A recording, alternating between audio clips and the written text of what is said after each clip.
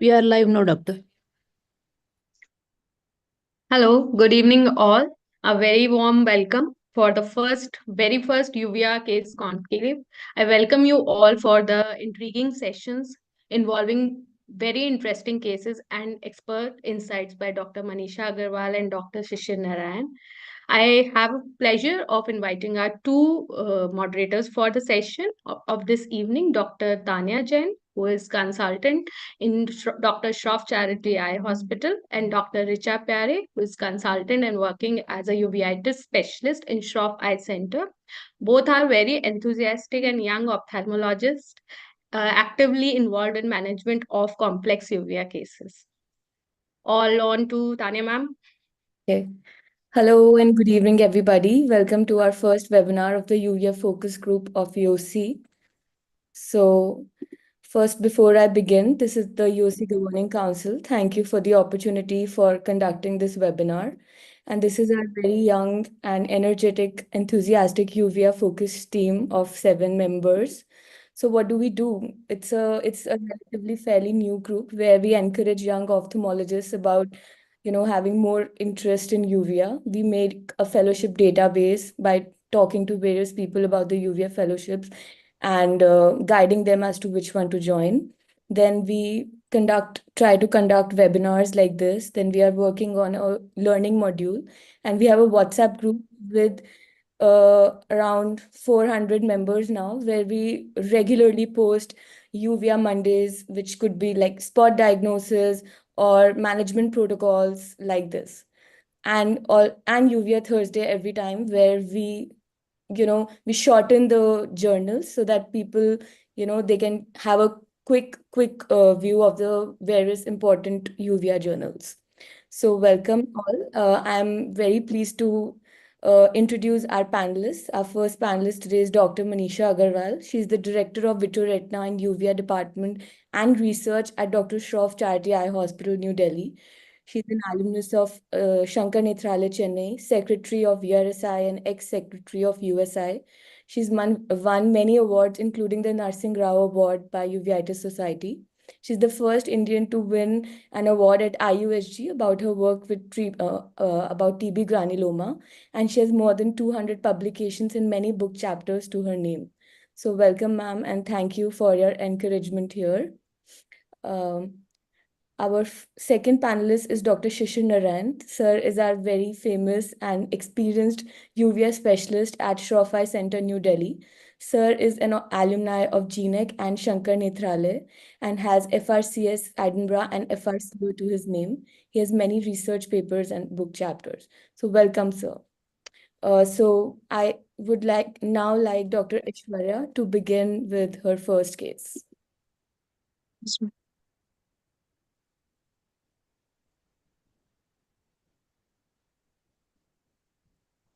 So Dr. Aishwarya is a long-term vitreoretina fellow at Dr. Shroff's Charity Eye Hospital, New Delhi.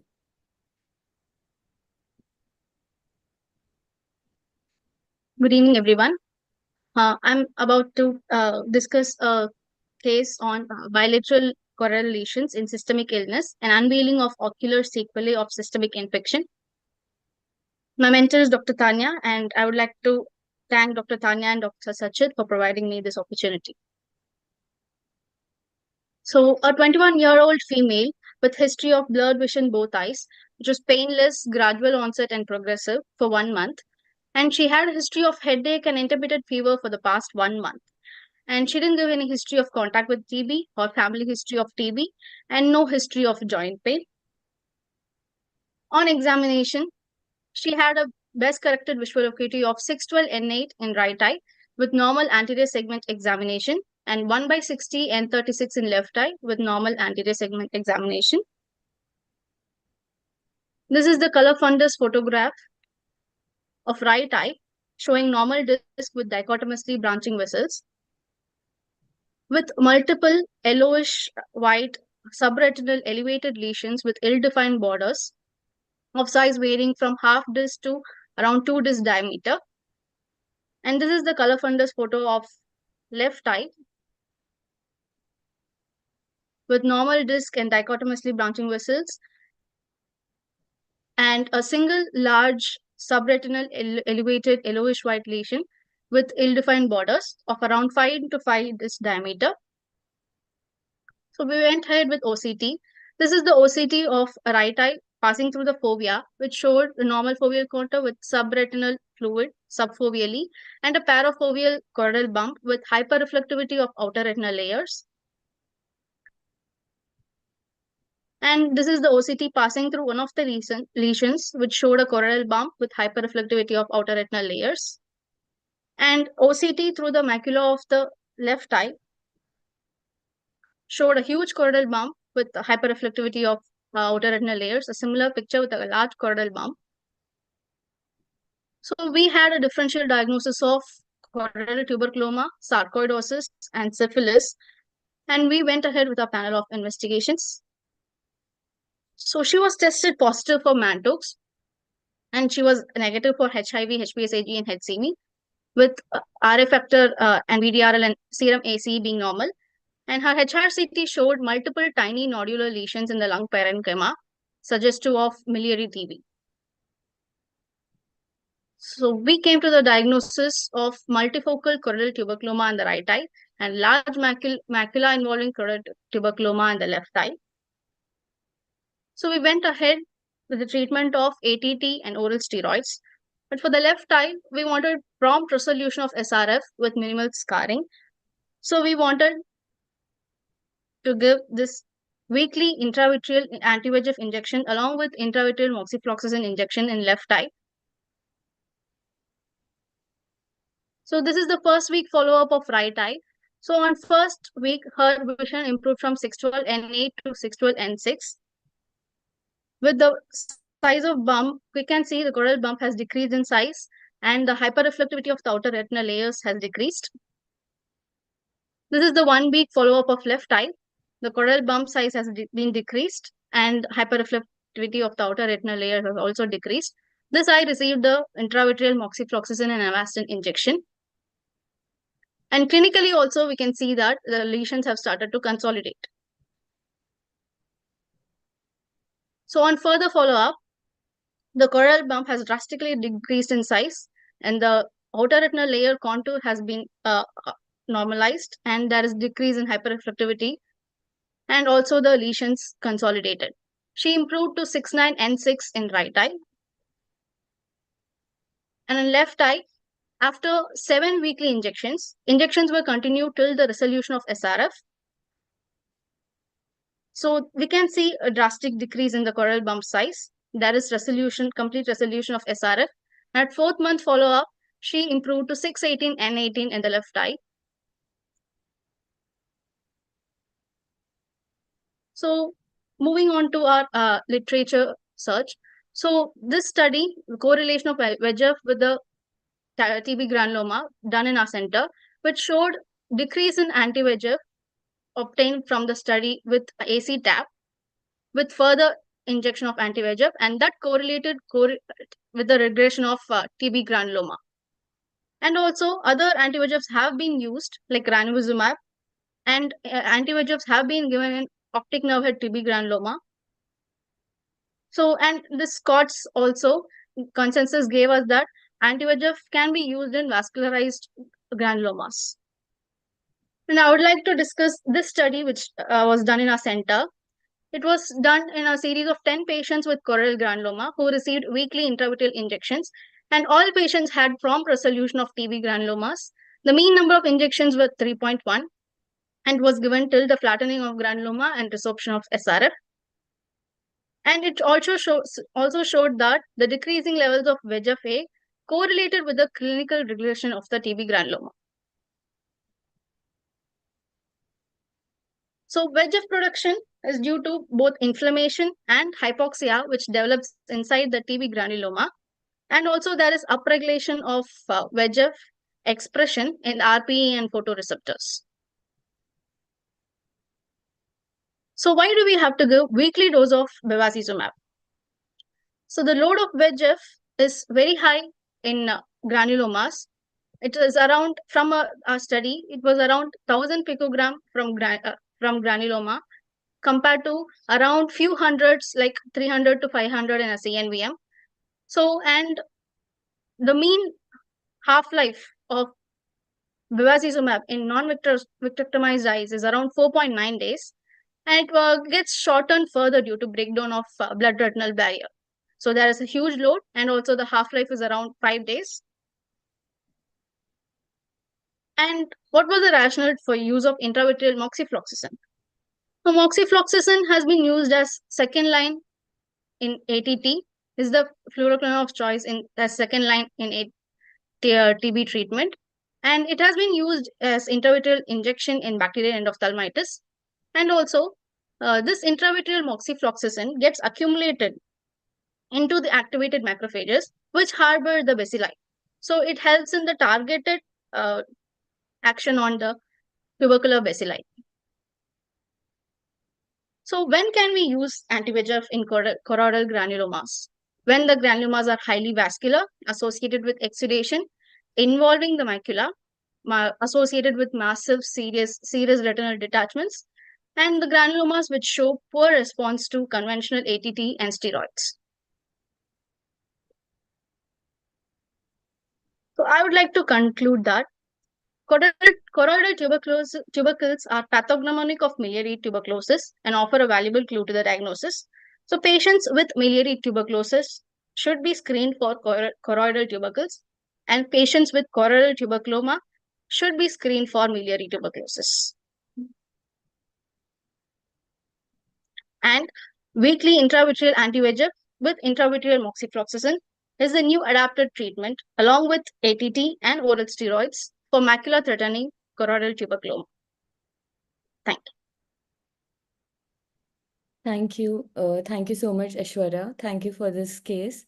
Maybe you can put up the pictures here for everybody to see, the resolution pictures while we Yes, go ma'am. into discussion. So this is a very unique case wherein, first of all, it was miliary TB with multiple tubercles all over the posterior pole. We can see that one eye where the bump was not really too much, it is responding well with the ATT and steroids, and the other eye is responding very well with the um, intravitreal injections. So, ma'am, any comments on the case, and uh, what are the pathognomic signs that would prompt us to start these intravitreal injections rather than just going ahead with ADT and steroids? So thank you, Tanya, and thank you, Yosi, for inviting me for the first session of the Uvea focus group of Yosi. And Aishwarya, I think, did a wonderful job and presented very well this case. Thank you. As far as the pathognomic signs are concerned, I think there are some very typical classical signs which we remember when we are diagnosing these cases of tubercle granulomas. And the important thing is that these granulomas, as was rightly mentioned, are very hypoxic granulomas. And therefore, you are going to very typically see these petechial hemorrhages, though they're not very clear on these images which are being shown, but most often we do see these hemorrhages overlying these granulomas. And they, of course, are a little yellowish in appearance. The patient is going to, of course, be giving you some very classical history of a TB contact, loss of appetite, evening rise of fever. So all those are very much sometimes available as a preceding history. But when we do a clinical examination, very classically, you will be seeing these yellowish lesions, subretinal choroidal lesions, which are going to be having these overlying hemorrhages, suggestive that these granulomas are hypoxic, which are not found so much in the sarcoid granulomas.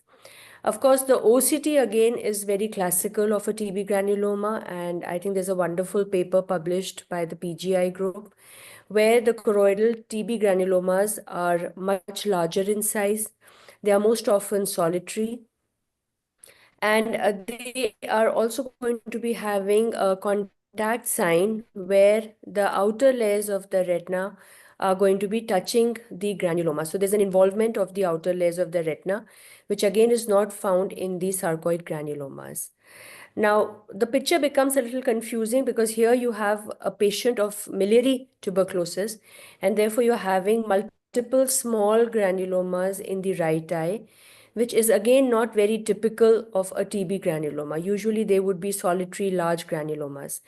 So this is something again to be kept in mind, where you can have TB granulomas presenting as multiple small granulomas also, along with larger size granulomas.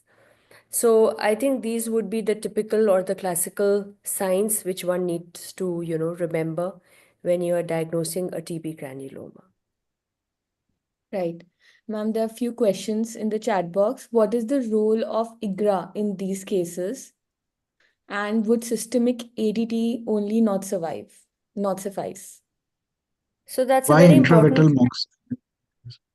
Sorry. My question was, ma'am, why intravitreal moxie? Would the systemic ATT, because the justification given was that moxie is also given as an tubercular ATT under the ATT regime. So I think it's very important to understand the entire pathophysiology of a TB granuloma. So what happens is that when you are having the TB granuloma, it's a highly hypoxic granuloma producing very high levels of VEGF.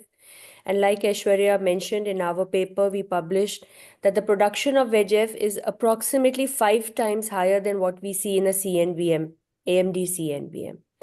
So what happens is, because of this high VEGF levels, you have this abnormal blood vessels, neovessels, which develop around the granuloma. And the ATT drugs are not able to actually reach the granuloma because of the presence of these abnormal vessels or the abnormal vasculature which develops around the granuloma. And what happens is that the penetration of the ATT drugs, since it's not adequate, and I don't know if you are aware that INH is the only ATT drug which is a bactericidal drug, but it Static. acts only on actively multiplying bacilli. Now, these granulomas, because they are hypoxic, you are not having these bacilli as actively multiplying bacilli, but you are actually having dormant bacilli lying within these granulomas. And that is why there are, evidences that they keep having a recurrence, because you've suppressed, but these bacilli go into dormancy. The ATT drugs are not able to act on them completely. They're not able to kill the bacilli, which can reactivate any time later in life of the patient whenever the immunity levels are low. So when we are targeting these granulomas with a combination of local and systemic therapy both, the advantage we are getting is that the moxifloxacin actually penetrates the macrophages which are surrounding these granulomas and which are harboring the TB bacilli. And the moxifloxacin being an important ATT drug, it's an anti-tubercle bacilli drug. It actually targets these dormant bacilli which are lying within the macrophages, where the systemic ATT drugs are not able to act. So you are actually targeting the dormant bacilli which are lying dormant secondary to the hypoxia by using a combination of moxifloxacin and anti-VEGF. And the anti-VEGF, what it's doing is, it's actually targeting that abnormal vasculature which has developed around the granuloma. It's going to help in the regression of those new vessels, and it is going to help in a better penetration of the ATT drugs. But by the time that happens, you are actually giving the local therapy in the form of moxifloxacin, which is going to be acting like a bactericidal drug and killing the TB bacilli, on which the INH is not able to act or penetrate. So it is a dual action which is happening by using both systemic and the local therapy. So I hope, Dipanshu, that answers your question. So, ma'am, I have one more question. Do we have data assessing whether there is a comparing BCVA recurrence as well as the resolution of these lesions, in patients given intravitreal moxie as well as not given intravitreal? Do we have some So comparison? you just have to wait for a few months, because our publication next manuscript is already ready, and where we have compared we have randomized the patients where we have given only ATT and steroids. And in the other group, we have actually used the local and the systemic therapy.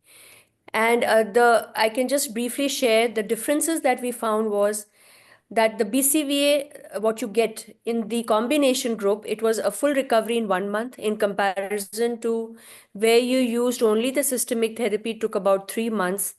And the amount of scarring and RPE atrophy that we noticed was much higher in the patients who underwent only a systemic therapy, because you would well realize it's exactly the same phenomena. When you are having an AMD CNVM, if you leave it for a normal regression, it does regress, but it causes much more scarring and the loss of vision. And the same is happening over here. The granulomas are going to regress if you're giving only a systemic therapy in the form of steroids and ATT.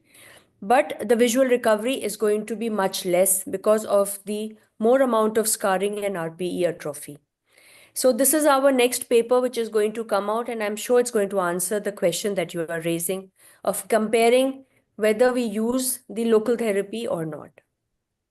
Right. We have a lot of questions here. So ma'am, another question is, what are the chances of recurrences associated with intravitreal anti-VEGF compared to systemic ATT and intravitreal injection? So, So, what we need to realize is that we are not advocating that you don't use ATT and steroids. Even in the group where we are using the local therapy, we are actually giving the standard of care in the form of ATT and steroids. So it doesn't make a difference. The recurrences that you get is the same. It is comparable because the ATT and steroids are not being withdrawn. We are not at all advocating. And the primary role of ATT and steroids actually is that you are wanting the bacilli to be killed by the bactericidal INH. And that is actually why we are not advocating just a local therapy, because the main role of ATT is that it is going to be reducing the number of recurrences that you're going to get in the future. So I don't think that there's going to be any difference in the number of recurrences. right. Another question, ma'am, is, can we add oral moxifloxacin instead of repeated intravitreal injections? So, oral moxifloxacin, again, it is going to be going through the blood, and it is going to be then reaching your TB granulomas. So when we are saying that there is so much of abnormal vasculature around these granulomas, which is developing because of hypoxia, which is hampering the penetration of the ATT drugs, I'm sure moxifloxacin is going to be no different. And that is why we are saying that it is important to use a local therapy, which is not going to be so much dependent on the systemic absorption of the drug. So that is why we are targeting and we are directly treating by injecting moxifloxacin intravitreally. Okay. Another question is HRE given in continuation phase or only HR for 7 months? HR is the ATT. Yes, Hmm. ma'am. So ATT is given, a full course of ATT is given. It's not just the maintenance dose like you treat any other TB patient, where we will give for ocular TB, we usually prefer giving it for 9 months, and it can sometimes even be extended to a year. I But think, it ma'am, is not just going to be the maintenance dose. I think they're trying to ask if ethambutol should be given in the maintenance phase, or should it be an ethambutol Okay. sparing therapy? Okay. So no, not at all. Ethambutol is not really going to be given during the maintenance dose, and I think all of us are pretty much against it, because we are seeing ethambutol toxicity is on the rise from the time the new regimen has been advocated. So please stick to ethambutol only in the initial phase and not in the maintenance phase. Richa, there Uh, are some very interesting clinical points in this case. Yes, sir. Can we discuss for the young ophthalmologist? Yes, sir, of course. Aishwarya, would you like to go back to your first or second slide? Go back first, second slide. We'll do the case step by step for a young ophthalmologist. Right. So it's a 21-year-old female. Next, please. Next, let's go straight to the man two. Okay. So go back. Oh, So let's check here. Why do you think this is the kind of distribution in this patient? Why do you say Sir, TB? this I say it is a metastatic lesion from a breast lump. What is it that makes you think that it is tubercular and not a metastatic lesion? sir, one thing is the age and history association with fever, and clinically looking this ill-defined lesions, yellowish white, are more in suggestive of an infective etiology. Yes, but Metastasis, there is no vitritis here. Why would you call it infective? There is actually not even retinal vasculitis overlying the lesions.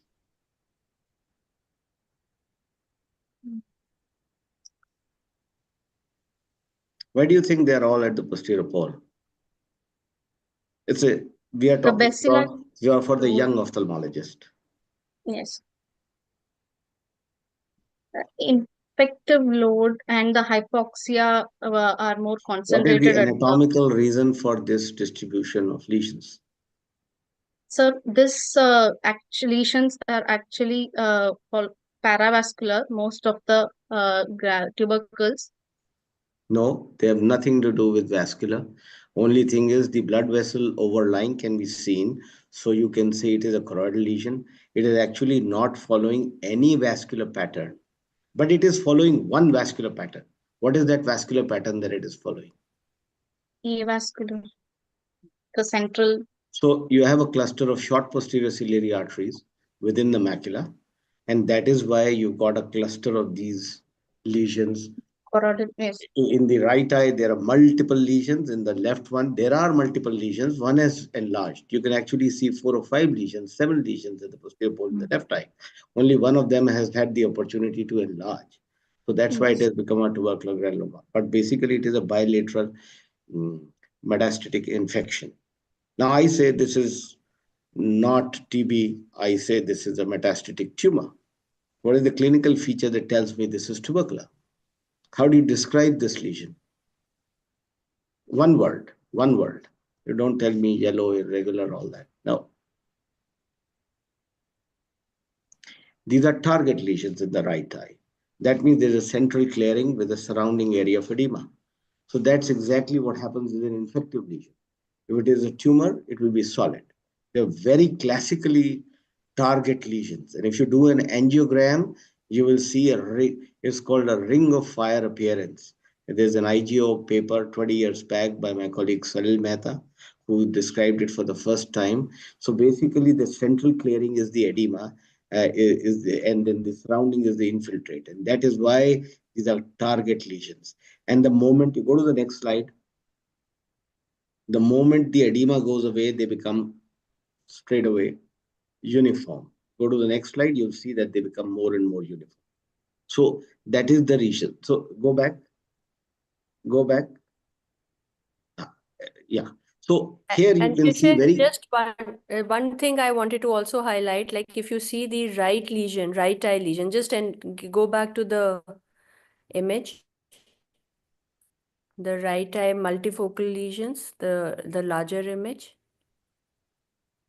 Now this particular where the arrow is pointing, again you have to appreciate the hemorrhage which is lying right in the center.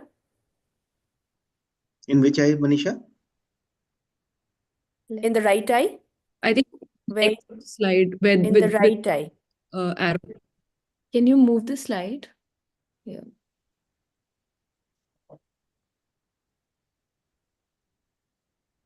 Can you zoom it, Aishwarya? Yes, ma'am. Go to the next. Yeah. See, you can see that the area of clearing, but it is also having a small hemorrhage there. The temporal lesion. Yeah, this one. We are not able to make out here. So the features that go for a TB would be a hemorrhage there or a small CNVM developing. But the things against is there is no vitritis. So I would like to get an HIV status on this patient. A patient with miliary tuberculosis without vitritis, I'd like to know the HIV status of 21-year-old So, Dr. girl. Shishir, can I add a point to this? Ah, So, usually a patient who's going to be having miliary tuberculosis, the vitritis is hardly there. And the usually, reason but being, that's a yeah, point for the young fellows to see. Okay. so because that goes, it behaves in a very atypical way because the immunity levels are so much suppressed of the patient that Hmm. there would hardly be a immune response in the form of vitritis. And a majority of the patients who are having a choroidal lesion, like we see these choroidal granulomas, Hmm. very limited vitritis we would see in the normal course also. But a patient with miliary tuberculosis, there will absolutely be no sign of inflammation in the form of vitritis. So that is also something to be remembered because it behaves in a very atypical way. This And is a even the very important Mantoux point. and even the Yeah. Mantoux test is Yes. to be a negative test. Mostly it will be negative. Mostly, This is yes. lucky that it was positive, so you could say that this is biliary tuberculosis. But if this was negative, I would be more inclined to giving four drugs or maybe resistant TB also in that case. Can you go to the OCT? Next slide. Yes, sir. Next. Ah. Manisha, we see this in the left eye, that little thing. Is it a RAP lesion? That thing right in the center? No, it is not a RAP lesion. Okay, but we have to keep that in mind. I just want the young fellows to know that whenever there is a large granuloma, there can be a RAP lesion, and that's because of the VEGF that has been discussed. So that is a possibility of it being a RAP lesion there. Was there a small hemorrhage close to this point? Yeah, it's something hyper reflective, but I'm not really able to make out what it is. Right here at the dome, right Yeah. there, uh, in the left eye, I'm talking about. Yes, yes, but I'm not able to correlate it with the color fundus. But yes, it's something hyper reflective with a backshadowing. Yeah, I thought it was a RAP lesion right through and through. And when you see the second OCT, you see that there is a very small streak of SRF there. Go to the next. After you've given the first anti-VEGF, you see there is a pre-RPE fluid there. Not this eye, the other eye. Go on. Go on. After you've given, yeah, you can see some fluid there up above the RPE, where Yes, the sir. earlier that hyperreflectivity was there. Yeah, Yeah. there. Yeah, you can see the fluid now. So that's why possibility of a RAP has to be kept in mind. So if you want to decide, Dr. Aishwarya, whether there is a RAP or not, what is the test you like to do?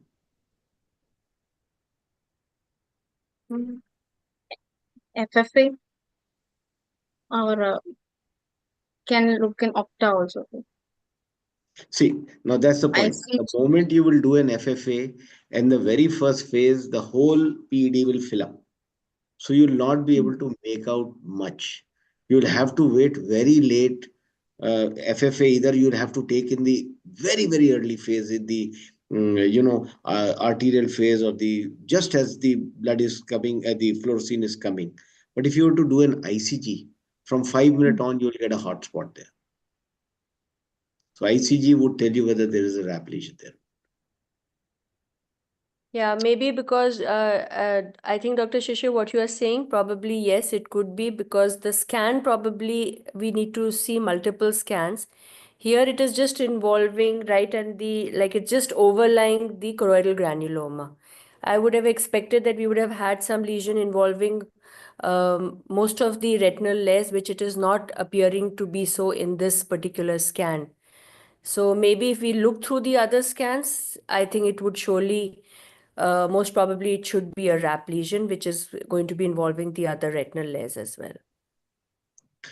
So the take home message for me, for the young ophthalmologists from this case is that you try to explain every clinical feature, everything, spend time with the images, lot of time, zoom in, zoom out, look for these small hemorrhages Manisha is describing, look at these OCTs. Don't look at the morphology of the OCT, look at the finer details, try to look for a RAP, why you've given an anti-VEGF. So these are the things that will make you decide, and that will bring down the differential diagnosis from, say, a metastatic lesion. Because supposing she was 55 years, then how do you look at it? And maybe she was HIV positive, then the whole thing changes. So you go to every feature clinically and then take it from there. Excellent case, Dr. Aishwarya. Very well Thank you. presented. Manisha, you can add on. I just wanted to give some clinical points. No, they were wonderful tips, Dr. Shishir, because these are those fine things which one can pick up on a clinical examination. So thank you for giving us all those So wonderful tips. somebody put in some message here. I am unable to access why we gave intravitreal steroid. Did we give intravitreal steroid at some stage? No, intravitreal No. anti-VEGF.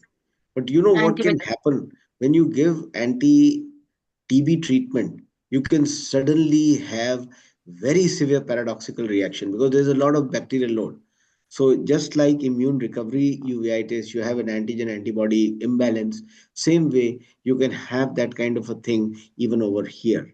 So because it's a miliary tuberculosis, the problem is you cannot give them systemic steroids, because if you give them systemic steroids, you're going to get into a chronic tubercular phase.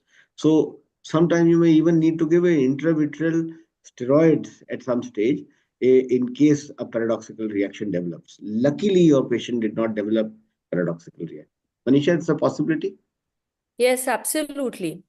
And I think when we are dealing with an active infection inside the eye, it is better that we avoid any kind of a depot steroid in the eye. It's Yes. always a better idea to give IVMP, intravenous methylprednisolone, followed by oral steroids.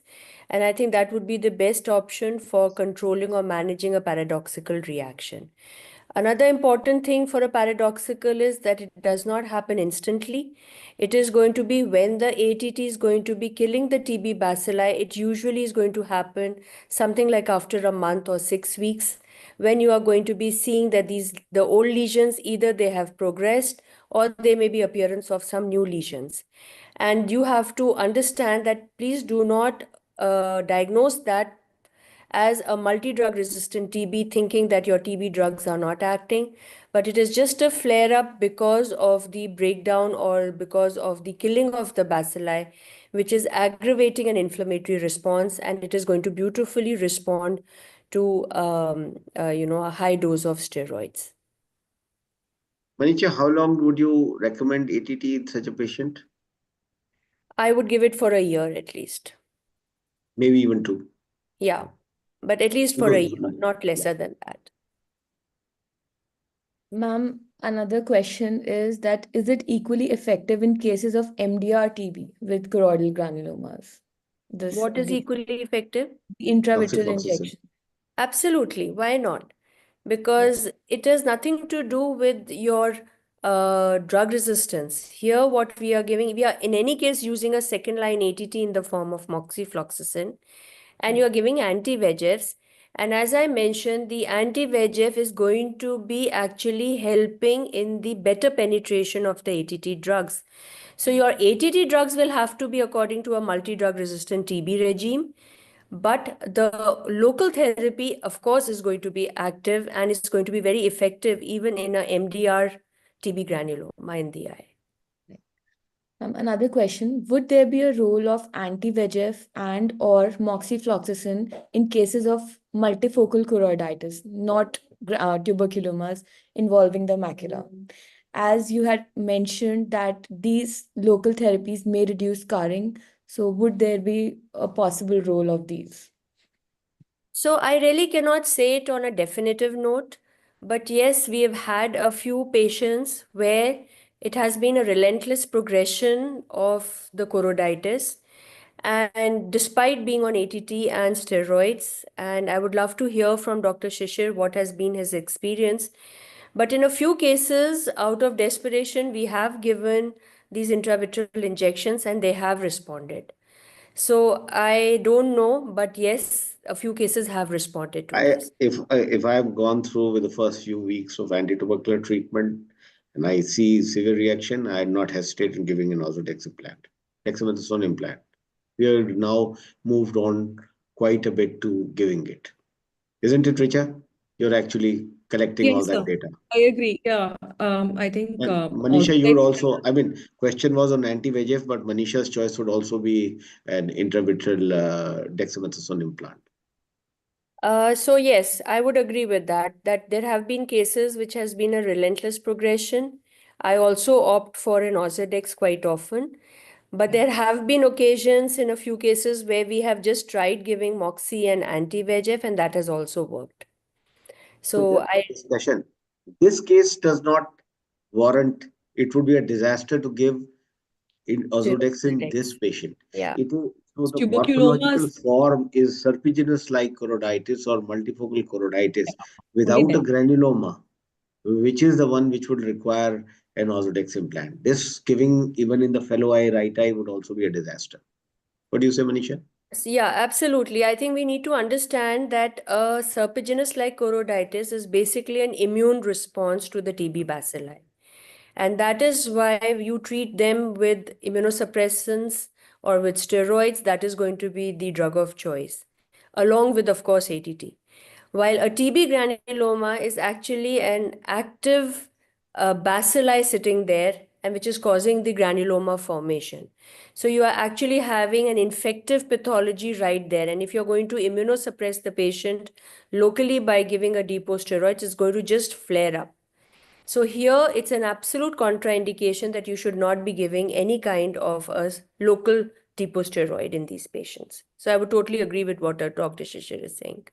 Now, very interestingly, just for the sake of discussion for the young ophthalmologists, supposing this patient was MAN2 negative, supposing IGRA was negative, okay, and then there was only one solitary lesion and it looked clinically tubercular.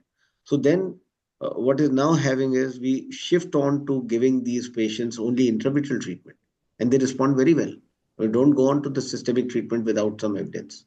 So now it is not just a morphological appearance. We look for evidence, the COTS she had shown. So we look for various things. But if you only have a choroidal lesion and we don't have anything else, actually, I'm struggling with one of those patients, and the PGI group themselves have advised only intravitreal treatment. So that is for if you have no evidence of tuberculosis in the body, no miliary tuberculosis, MON2 is negative, quantiferon TB is also negative, then you can even purely treat them with intravitreal treatment also. But Initially. just to add to that, Dr. Shishir, we need to be very careful that please do not base your entire diagnosis on the Mantoux and IGRA. Absolutely. And because Absolutely. there can be so MON2 many can be errors. negative in this patient would be more likely to be negative than positive. Exactly. So here, if you have a patient of a miliary TB with a negative IGRA and Mantoux, and just on the basis of that, you say, oh, the patient is not That's what I having was any saying. evidence. One single solitary lesion, left eye. Exactly. That's exactly what I was saying. So here it is going to be a disaster if we treat the patient only locally. He would surely, this patient needs a systemic, long-term TB treatment. You have to even keep a track that the patient very often are multi-drug resistant TB patients also. So please do not base your entire diagnosis, whether the patient is having systemic TB or not, just on the basis of Mantoux or IGRA. A CECT chest is absolutely mandatory in these patients. If you have any evidence of systemic TB, I think a proper ATT is very much important. Also, I think it is important that many times the patients come back and say, well, we have been on ATT for last 6 months and you find that they're not responding. Please check what is the source of ATT. They may very often be taking ATT from dot centers and which are very incomplete treatments. The drugs are not properly, given. The patient may not be compliant with, going and collecting the drugs. So you have to be very careful that when the patient is saying, I am on ATT for 6 months, is the patient really on ATT for 6 months? And is the patient compliant with those drugs? Was the PCR done for this patient? No, sir. No, please, yeah.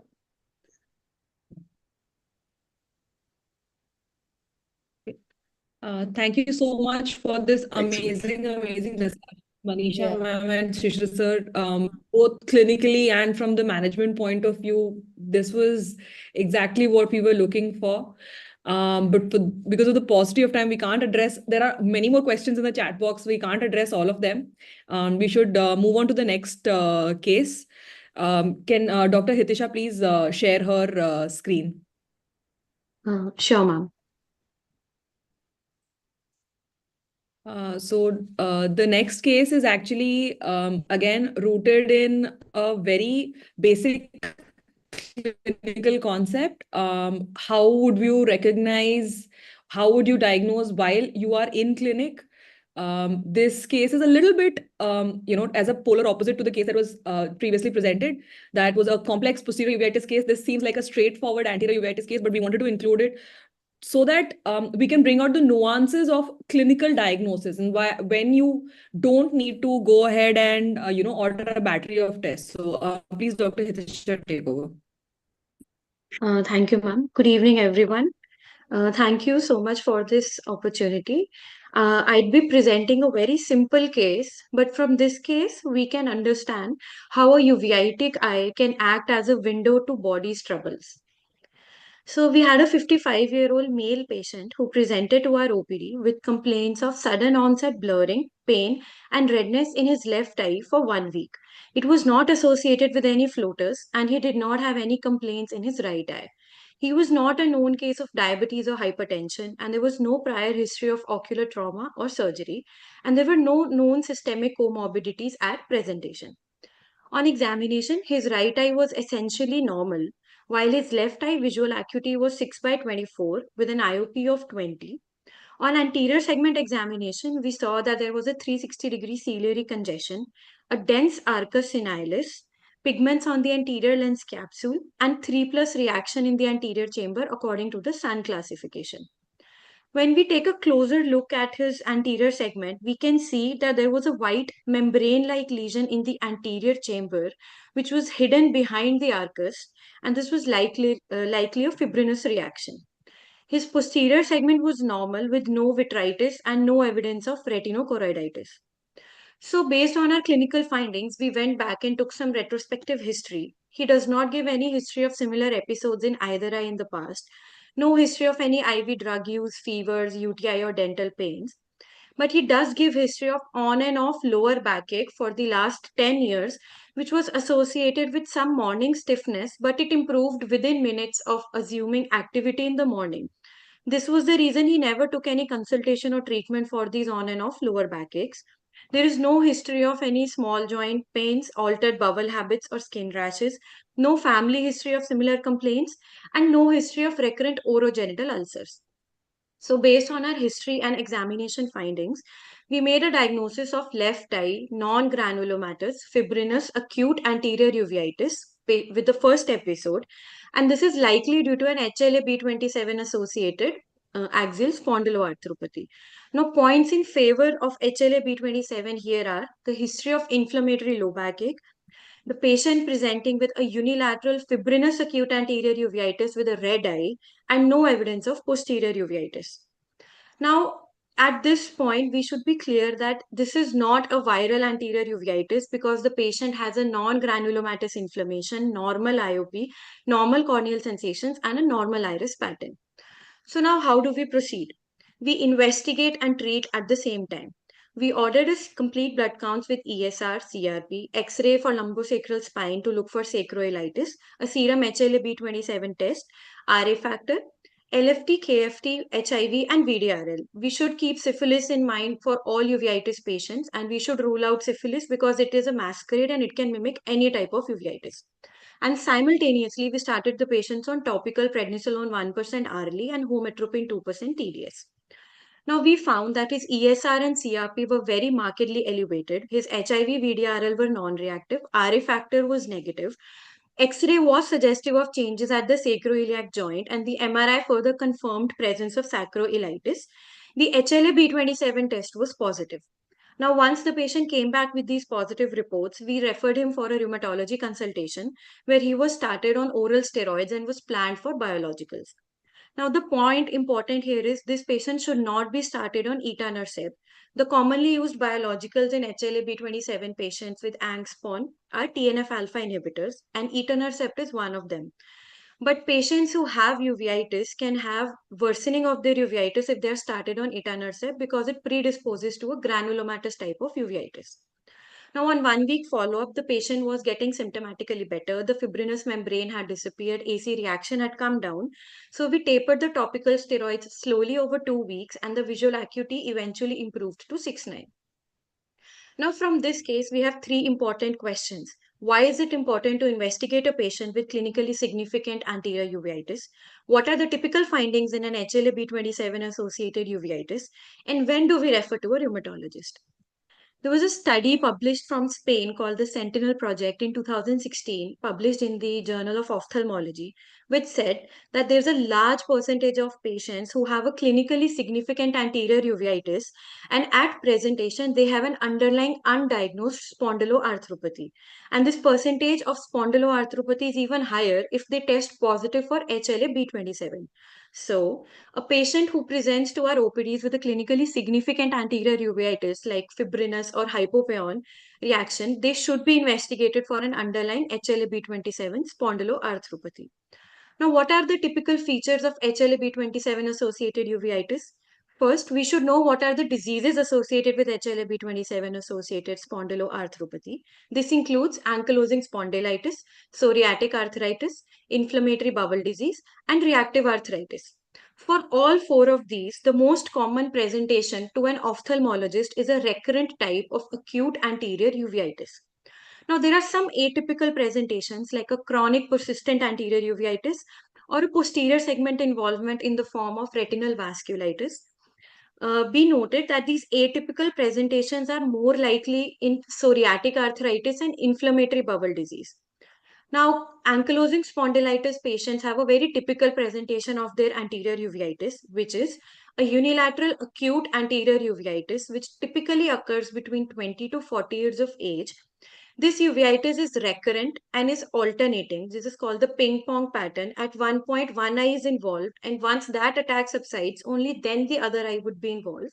However, the timeline between the two eye involvement is variable for every patient. This uveitis is a non-granulomatous type and commonly associated with either fibrinous reaction or hypopaeon, which signifies that it is a very aggressive type of anterior uveitis. The IOP's presentation is either normal or low if there is associated cyclitis. And these patients commonly have a preceding prodromal symptom of ocular discomfort or near vision blurring. These patients, once they've had a first attack, now they are able to recognize when they're going to have the next attack by these prodromal symptoms. Now, once we've identified that the patient has an HLA-B27 associated uveitis, when do we refer to a rheumatologist? This is helped by our DO-IT algorithm, which is the Dublin Uveitis Evaluation Tool. It says that first of all, you check the patient has acute anterior uveitis, whether he's already a known case of spondyloarthropathy or not. If yes, then the patient does not need any further workup. You just simply treat his uveitis and maybe consult his rheumatologist on systemic control of his disease. Now, if he's not a known case of spondyloarthropathy, you ask for typical history of inflammatory back pain. This back pain is typically onset is at less than 45 years of age. It would be present for more than 3 months. It is present in the morning, associated with lower back or hip stiffness, and typically improves with activity.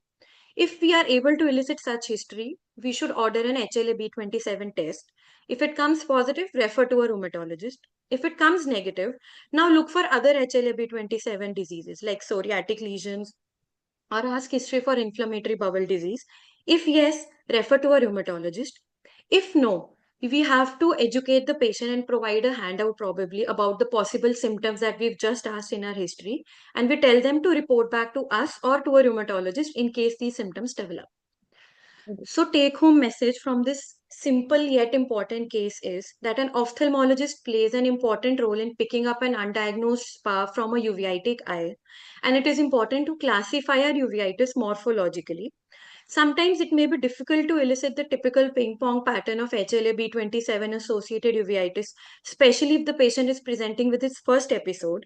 In such patients, it is important to ask detailed questions to differentiate inflammatory and degenerative type of arthritis from history, and then order very targeted systemic investigations. And there is no need to order an entire battery of tests in every uveitis patient. Thank you very Thank much. you. Thank you so much, Dr. Hitisha. Now, your final slide, I want to take it off from there, from the take-home message.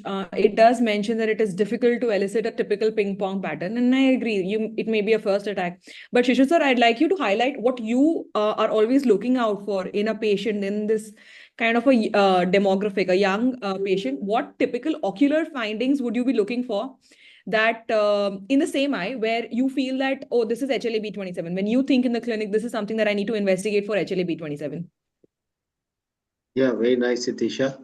I think I will go to even more basic things that you need to understand about HLA-B27. Maybe I'll just take you through these slides.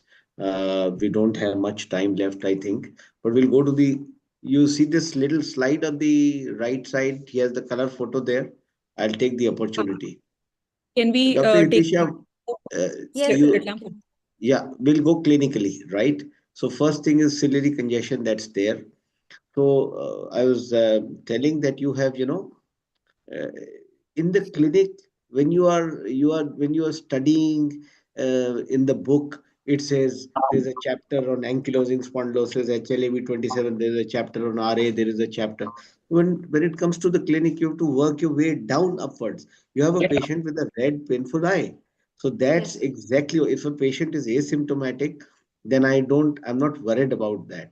But I think let's start with this picture. Dr. Aishwarya, there are Desperate folds here, corneal edema. Yes, sir. Why do you think that's there?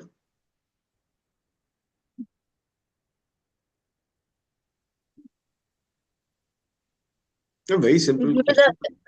the inflammation causing endothelial uh, decompensation. Decompensation. No, Um, you're almost there, but you're not there. Can I ask you a simple question? Why do you get corneal edema and acute angle closure glaucoma at only 40 Increased millimeters, and you don't get corneal edema at 60 intraocular pressure in open angle glaucoma? endothelial pump fails. Why? Change in intraocular pressure. No, you can have 60 pressure and no corneal edema, and you will have 30 pressure in angle closure, and you will get colored halos, transient colored halos at 30 in subacute angle closure glaucoma. The answer is here in front of this photograph, but what you don't know, you will not be able to think about it. So this is not given anywhere. I've only read it in one place, in Norman Jaffe, about 20-year-old book. So you see what happens is, when there is, how does the endothelium get its oxygen? Through the aqueous. So the Aqueous. circulation of aqueous is what gets the oxygen. So that's the moment you die, the cornea becomes white because the circulation stops. So moment there is pupillary block, the aqueous stops flowing. Within minutes you will get corneal edema because the anterior chamber will take away the oxygen that's there in the aqueous, and half an hour later you will get corneal edema. I'll come to why I'm talking about it right now. So in subacute angle closure glaucoma, the moment there'll be pupillary block, there'll be colored halos. The moment the block will go away, the colored halos will go away. It is transient phenomena. Every few minutes, the colored halos will come and go. It's not to do with the amount of angle closure. It's not to do with the amount of intraocular pressure.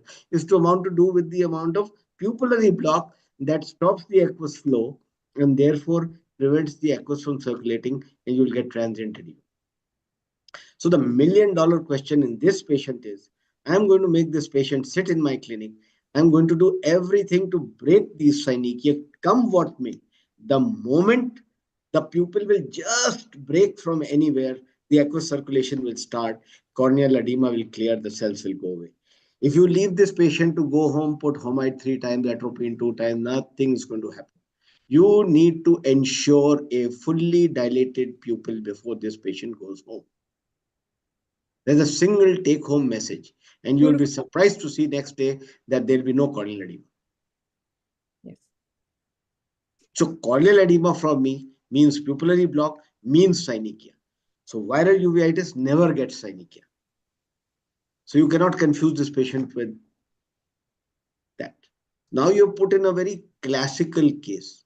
The most important thing when you are looking for HLA disease or anything, anterior uveitis, is dark room, dark adaptation, high magnification, and believe me, the excellent slit lamp. If you don't have these four things, you will be missing things. And let me tell you, hardly any uveitis person also darkens the room. Believe me, look inside, you will not darken the room. And I shut down the entire lights of the entire clinic. And I can, when somebody says 1+ cell, I say 4+ cells. There's no need to count the number of cells, 50 cells. This is not required. This is all theory. The thing is, dark adaptation, dark room, high magnification, and the best slit lamp. Without these four things, you will not pick it up. Okay? So this patient, the first thing I would have wanted your second photograph to have been completely a dilated view. Yeah. Then you don't see any keratic precipitates here. You see fibrin here, but you don't see keratic precipitates. There's not been enough time for keratic precipitates to develop. How does a keratic precipitate develop? ICAMs are released. So there is no keratic precipitates here. There are keratic deposits here. There is endothelial segmentation, but keratic precipitates are not there. So subacute and chronic diseases will have KPs, and acute diseases will have your exudates. There is a paucity of any kind of a KP. And the other end of the spectrum is your viral disease like Fuchs, which has no cells and only KPs, because it's so subclinical that there is plenty of time to form KPs. So class all over, but there is not a single cell. Right? Now tell me, so I think these are very important things. Then what is is it an autoimmune disease, ma'am? Dr. Itisha, you read so much, you researched so much.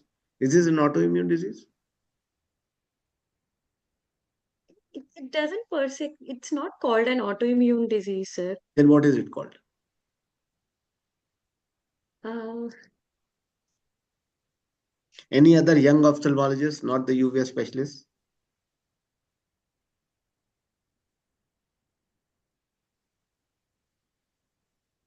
Because you boiled it to the rheumatologist, and the rheumatologist said eczematous without etanercept, right? I want you to yes, sir. give me the pharmacological basis of that opinion. So nowadays we understand two kinds of diseases, autoimmune and autoinflammatory. Autoimmune diseases are those where there is an auto-antibody to an antigen within the body. In this case, there is no antibody against an antigen. So you have rheumatoid arthritis. It's an antibody to the FC portion of the immunoglobulin. So it's a RA factor is what we call it. It's an autoimmune disease. SLE is an anti-nuclear antibody. So this is the classic prototype. Autoimmune diseases are rheumatoid arthritis and SLE. So here, your own lymphocytes produce an antibody against your own antigen, right? So these are the drugs which require immunomodulatory treatment, that is Polytrax or anything. The idea about giving those is that it will decrease the lymphocyte count, which will decrease the auto antibody production and bring down the autoimmunity. This is an autoinflammatory condition. What that means is there is no autoimmunity, there is no antibody that you can test. There is an upregulation of the TNF, probably because on the gene, the TNF site and the HLA-B27 are located together. This is what is called, there's some locking, I'm forgetting the term. But basically, the idea is the ones who have an HLA-B27 get an upregulation of the TNF. So the TNF goes up, and when you give a biologic, what are you doing? You're giving an anti-TNF. So it has nothing to do with an antibody. You're giving an antibody, but you're giving an antibody to a cytokine.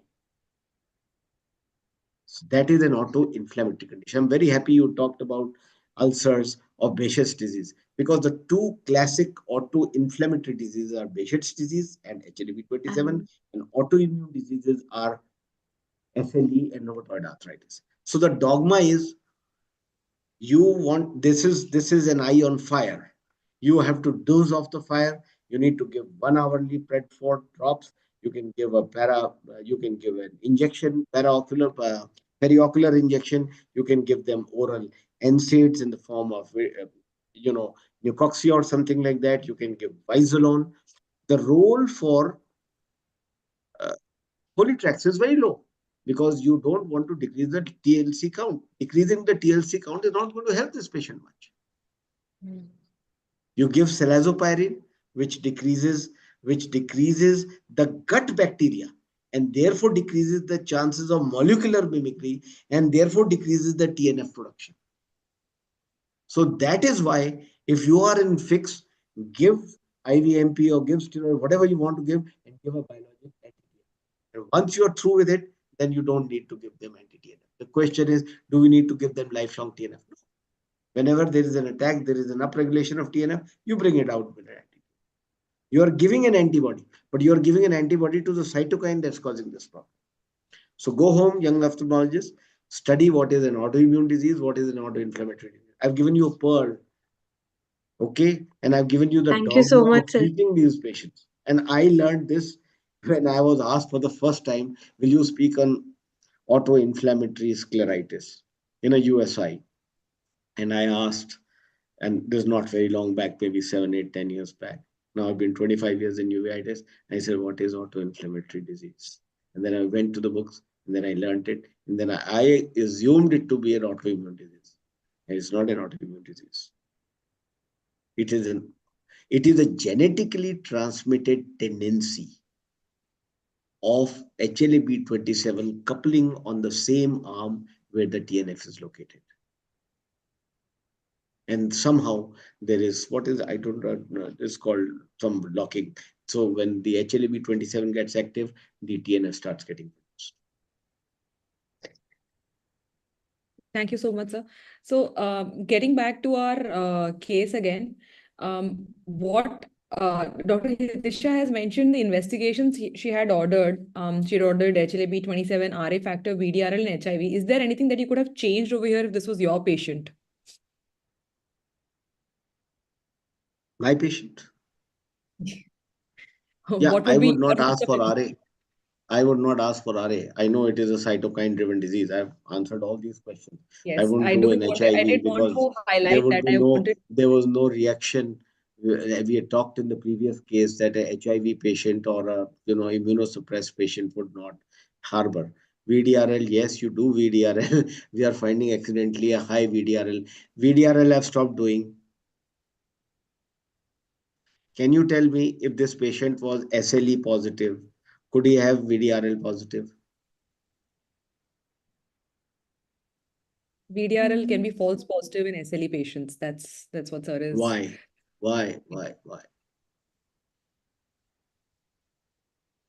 So VDRL is an antibody test against the heart muscle of some beef or something. So if the patient is anti-cardiolipin antibody positive SLE group, they are false positive VDRL. Until 1983, VDRL was one of the criteria for SLE. So in anterior uveitis cases, please do not ask for a VDRL. You might mess up the whole situation. Okay. Thank you, sir. So we do have some questions in the chat box as well. Sure. Go ahead. One question is that does posterior spillover vitritis and FFA leakage occur in HLA-B27 uveitis cases, and should we investigate more or reconsider the diagnosis of HLA-B27 uveitis? I think basically atypical or posterior uveitic findings in HLA-B27. So there are no isolated typical findings. There are 1 or 2 case reports of retinal vasculitis. But if there is any posterior segment finding, I revise my diagnosis of HLA-B27. So basically, that means the 8% of the population is HLA-B27 positive. But if I have, say, retinal vasculitis or choroiditis or anything else, then I'll revise my diagnosis and I'll not blame it on HLA. In patients, it's the other way around. Thank you, sir. We don't give much weight to the HLA-B51. Okay, sir. The second question is any indication of systemic steroids in HLA-B27 uveitis, whether to do FFA and check for posterior segment involvement in all cases? No, don't do it. The fluorescein will leak and you will have a very, very, very severe uveitis. Please, even in retinal vasculitis, what we would stop doing. Why are you doing an FFA? To look for the new vascularization in retinal vasculitis. So please wait, treat your retinal vasculitis patients. Once they become better, only then you do the FFA. If you do it in the acute phase, you're going to have a very severe uveitis. It will go out of control. So first part of the question, what are the indications of systemic steroids in HLA-B27 uveitis? So again, if you know that immunosuppression has no role in HLA-B27, it has from a long-term perspective. So you want to give this kind of a patient has got a macular edema, you may be justified in giving oral steroids because we don't want to go intravitreally in these cases. You don't want to give Ozurdex, you don't want to give other things. So you basically want to cover up the acute phase with oral steroids, then you can decrease it. Got Quick it. taper. Understood, sir. And the second part of the question, I think, when do we start immunosuppression? When would you consider starting immunosuppression, whether as anti-TNF, in cases where I think the question is focused on only ocular findings of HLA, if there is So no angst basically, involved? hand in glove with the rheumatologist, anti-TNFs work very well because they are it's not an autoimmune disease, so there's not much fun in giving immunosuppressive treatment. You want to treat them, titrate your dose of frequency of anti-TNF. You can, if they have systemic ankylosing features, then of course you will give. But Richa is saying, when will you give? If I have more than 2 or 3 attacks a year, and they are severe attacks and they are Yeah. bilateral attacks, then Yeah. I'd like to. And the younger patient, elder patient, your patient was 55 years of age, 15 years. right? You're lucky to get it now. Supposing you did not pick it up now and you did cataract surgery, would he throw up a uveitis reaction? What is Dr. that Hitesh, phenomena question called? for you, actually. Sorry? I was just telling Dr. Hitesh, it's a question directed to her. Yeah, or anyone. So basically, it's called the Kubner's phenomena. What happens in HLEB27, insult to injury. So if you have a patient of HLEB27 and you operate upon them not knowing that they are HLEB27 positive, they have very bad reaction. It looks like endophthalmitis. And I have one patient whom I lost, treated it as endophthalmitis. So this is called Kubner's phenomena. So you're lucky that you have 55-year-old, you've been able to catch the patient. So Manisha, we had a patient who was HLA-B27 positive. We didn't know. He was psoriatic and we lost the eye because after cataract surgery, we thought it's endophthalmitis. Same way in Behçet's Quickly, disease. They have the Kubner's phenomena. I had the patient who, and the only clue came from FFA funding pattern was suggestive of Behçet's disease. And then we realized we are giving intravitreals.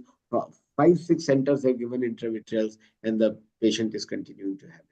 So the moment there is an injury in the form of surgery, HLA-B27 and HLA-B51 patients can react like an endophthalmitis like picture. so that actually segues to an excellent point that I also wanted to ask. What is your protocol for cataract surgery in these patients? I like to give them an anti-TNF because that's where the problem is. So even those who are not, who are quiet, I may give one shot of anti-TNF in consultation with my rheumatologist and give them cilazopyrin and very high doses of steroid immediately after surgery and then quickly bring it down. And plenty of topical steroids. Would like to do maybe a topical. I don't do cataract surgery, but I would advise a topical clean cataract surgery by a senior surgeon, minimum handling of the iris, no surgical PI or anything like that, no fiddling around, and start intensive topical treatment straight away, immediately after surgery. Okay.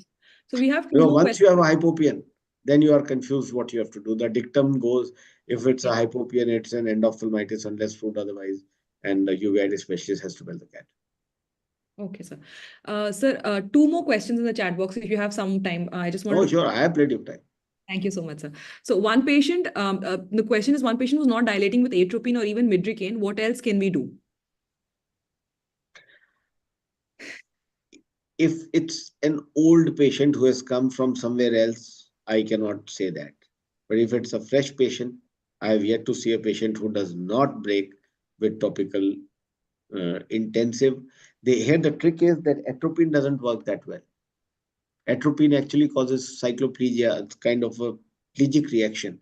You give it after you have broken the pupillary synecdoche. In the acute phase, you want to give it Tropicacil plus and homide to break it. You can give an injection of midricane, which I likes to give it. I haven't given it much, and I have always been able to break the synecdoche. I'll call the patient every day to my clinic, and the first patient to come and last to go till the synecdoche break. And you will be surprised the moment the anterior chamber circulation starts. That is where the whole pathology lies. So do you specifically ask for HLA-B27 by PCR than flow cytometry? I know you do, but I do. I only do that because Professor Malviya says so. And it is But correct. Because Dr. Shishir, will flow a cyto... PI help? Sorry? Will a PI help in this situation? No, I would not do. The PI will clog within 30 seconds from the fibrin. Because of the You will get a reaction. PI. You will get a PI. There is a big PI right in the center. This is not a pupillary block because of appositional closure. It is an occlusio pupillae.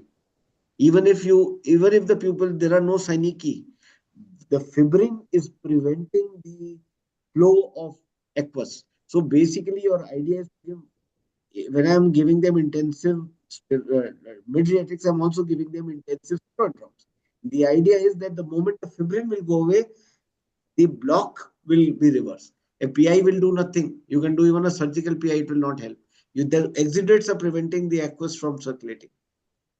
The rheological properties of the anterior chamber. I was actually saying it with the point of view that there will be at least some circulation of the aqueous through the PI. So at Manisha, least because the of the corneal protein, edema because the probably blood could aqueous come. broke But I've down, there is never, protein. yeah. So there will be, it's not about Right. in 360 degrees synecdoche, there I would do a large PI. Not in the Yeah, acute phase. I meant 360 degrees synechia only. Yeah, of course. Yeah. When there is Bombay, we'll just put it. Thank you, sir. So one final question, will planning cataract surgery under perioperative oral steroids cover help? So there's just one more point, Richa. You find that after a neglectedly treated attack of acute anterior uveitis, HLA-B27, young 24-year-olds get cataract. Again, the cataract is because of the hypoxia of the lens. The lens fibers are created from the anterior capsule. They go long and there are no cells in the posterior capsule. So it's like glaucoma fleckens. So the same kind of pathology happens. So, you have to see thousands of patients of HLA-B27 to subconsciously realize what is happening in the anterior chamber. So it's not a simple case. It has to be it's a very important case. You have to be very aggressive in the initial. Yes, your question, Priya? Rita? Sir, perioperative oral steroid cover for cataract Sure. surgery. Sure. I So I don't think shy away from steroids. I think the standard protocol that we used to follow at Shankar was 40 milligrams 3 days prior to planning the cataract surgery. And then depending on the post-op inflammation, the tapering should be individualized.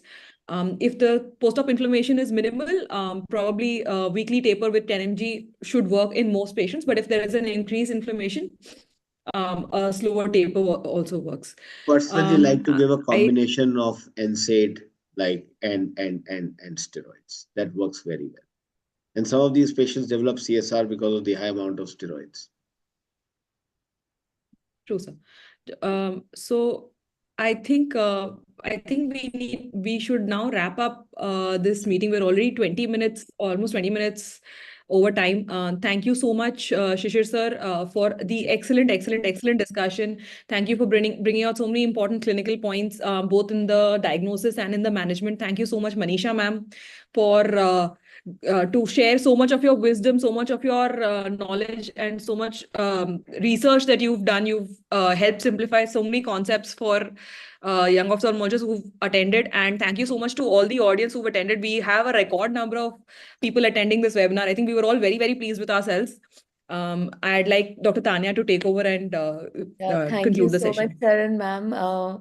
I think we've all, ignited something here, and we would love to take this forward and have more, discussions. Always feel 1 hour or 2 hours is very less for TB. Every time we have so many, unanswered questions. But well, thank you everybody, and yeah, we'll stop the webinar now. Thank you Thank you for so much. inviting us to a young meeting. I mean, I really enjoyed because I wanted to give clinical logic of treatment and approach to understanding the basic. And the thing for young people is that, I learned all this when I wrote a chapter, Immune Biology of Uveitis. I was asked to write for one book about 15 years back. And I realized that you can translate everything from the book to the clinic, provided you have an in-depth knowledge. So basically, now it's time to study the cytokines, try to, immune modulations and the pathology. You can't just at random give a biologic. You need to know where to give anti-CD20, where to give anti-TNF, where not to give anti-TNF. So this is a huge subject now. Very, very interesting.